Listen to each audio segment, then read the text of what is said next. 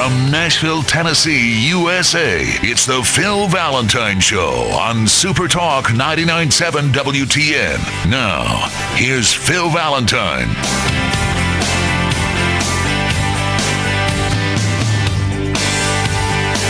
Hey, welcome back. Phil Valentine with you. Glad to have you along. 1-800-618-PHIL. If you'd like to join us, 1-800-618-7445. No matter where you find yourself in this vast country of ours, feel free to jump in. 1-800-618-PHIL. Instant email, phil@philvalentine.com. That web address is philvalentine.com.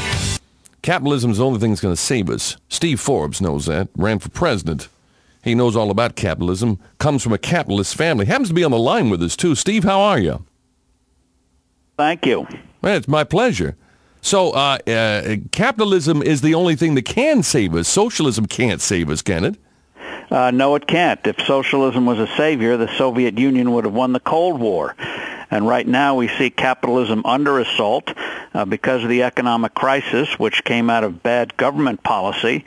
Free markets, entrepreneurship, they're getting the blame for it. And that's what always happens. When government fails, they blame the private sector, blame free people and free markets, and then grab more power. Now tell us about this. This is a question and answer discussion, how capitalism will save us. Well, that's why we did the book, How Capitalism Will Save Us, why free people and free markets are the best answer in today's economy. And we do it in a question-answer forum. People want to know, is capitalism based on greed? Is it unfair to poor people? Isn't it the answer? Isn't government the answer to health care?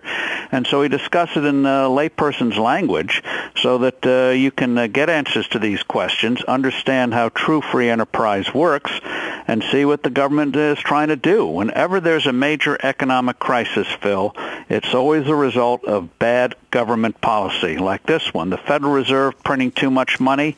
If it hadn't printed so much money, the fuel would not have been there for the housing bubble. Well, that's where I was going to go next, and the Fed is the problem.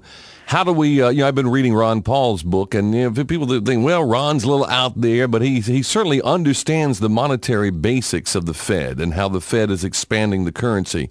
How do they do that? How do they get away with it? And how do we stop that? Well, part of the problem is not enough people pay attention to the Fed. It's a boring subject, monetary policy, the most boring subject in the world. If any of your audience are single and they're on a bad date and want to get out of it, just start talking to your date about monetary policy, and the rest of the evening will be yours. You'll never see the person again. There you go. But think of it as you would an automobile or truck, whatever it is you drive. You can have a magnificent vehicle, but if you don't have enough fuel, you stall. Too much fuel, you flood the engine the right amount, you have a chance to go forward. And the same is true of an economy. If you don't have enough money created, you're going to have a problem. Too much, you get distortions like we had with this crisis.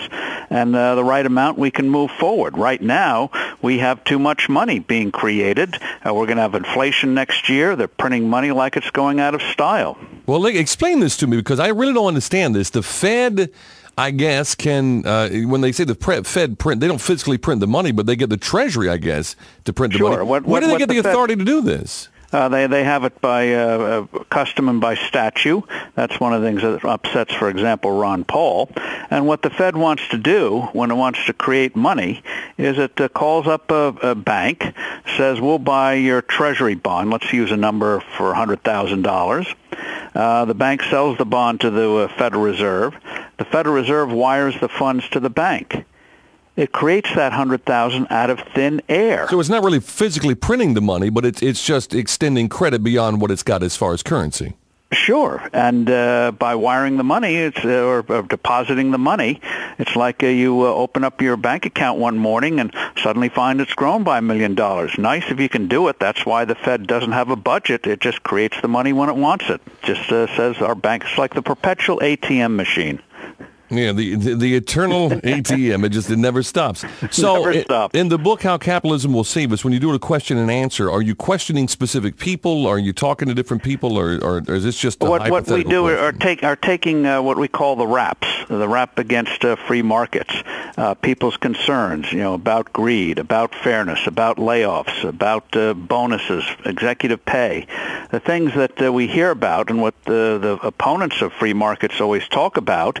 And and we deal with them head on. We discuss what is the true nature of an entrepreneurial free market capitalist society, and the way you succeed in a true capitalist system is by meeting the needs and wants of other people. If you don't provide something that people want, you're not going to succeed unless the government helps you out. And that's why government always mucks economies up, because it's based not on what people want or desire. It's based on politics, pure and simple. I was reading the story yesterday, and we're talking with Steve Forbes, and the book is How Capitalism Will Save Us. Well, part of the challenge, and this is something our founders understood over 200 years ago, and that is it's the natural inclination of government to become more and more powerful, and they will find all sorts of reasons to do it, such as in this crisis, to save us. They now have unprecedented sway over banking, insurance, auto companies.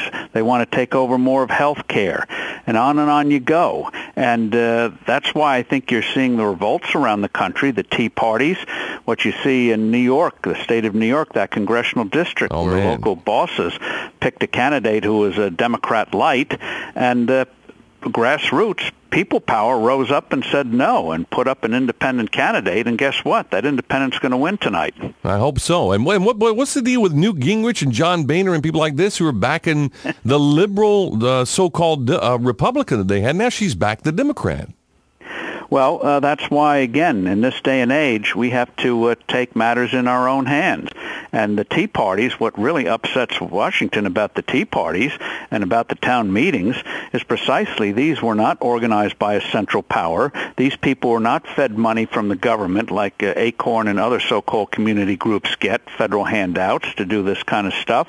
These were people taking time out of their busy lives, going to a lot of effort to register their profound concern about what's happening in Washington. Binge spending, rising taxes, Washington bureaucrats telling us more and more about what health care we can and cannot get. I mean, people say this isn't the American way, and they're right. When you were running for president, did you ever imagine that we would see the government take over the insurance, part of the insurance industry, the bank industry, health insurance, all this that's coming? This has been the fastest leap to socialism, and it was started, quite frankly, with George W. Bush when he saddled up the socialism horse, and Obama's trying to run it to the finish line. Well, and that's why you're right. When I ran in 1996, I never could have imagined something like this would happen. And it is both Democrat and Republican. You mentioned President Bush. His biggest mistake domestically, among others, was his weak dollar policy. He wanted a weak dollar. First president since Jimmy Carter who did that. And when you weaken the dollar, trash the dollar, you're going to get big problems. You cannot have a strong recovery with a weak currency. So he bears responsibility for that and some other disasters. President Obama comes in, and he's riding this thing, as you say, as hard as he can to get more and more government control. And that's why we, the people, have to rise up. That's why one reason why we put this book together was to give people the ammunition, the arguments they need, and allow them and their friends to understand what is the true nature of a free economy instead of the distortions we get from the media and from the Washington politicians. Book is called How Capitalism Will Save Us, from Steve Forbes. Do you see a third party emerging if Doug Hoffman does win in this election? What I see rising is that thanks to the Internet, people can more and more easily organize and get in touch with one another.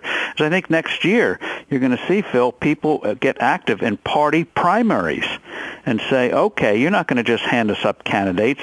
We're going to be voting, and we're going to be working to get the kind of candidates that represent the basic principles of America. Ronald Reagan understood them, and get our country back on track again. So third party will be a last resort. I think you're going to see people say, hey, let's take over these two parties. Why not? Yeah, take the Republican Party back. Steve Forbes, the book is How Capitalism Will Save Us. Good luck with that. I'm sure you need it, but it is a great tool for people out there who want to know where to turn in this day of darkness. And something to send their representatives so they can start getting education. Absolutely.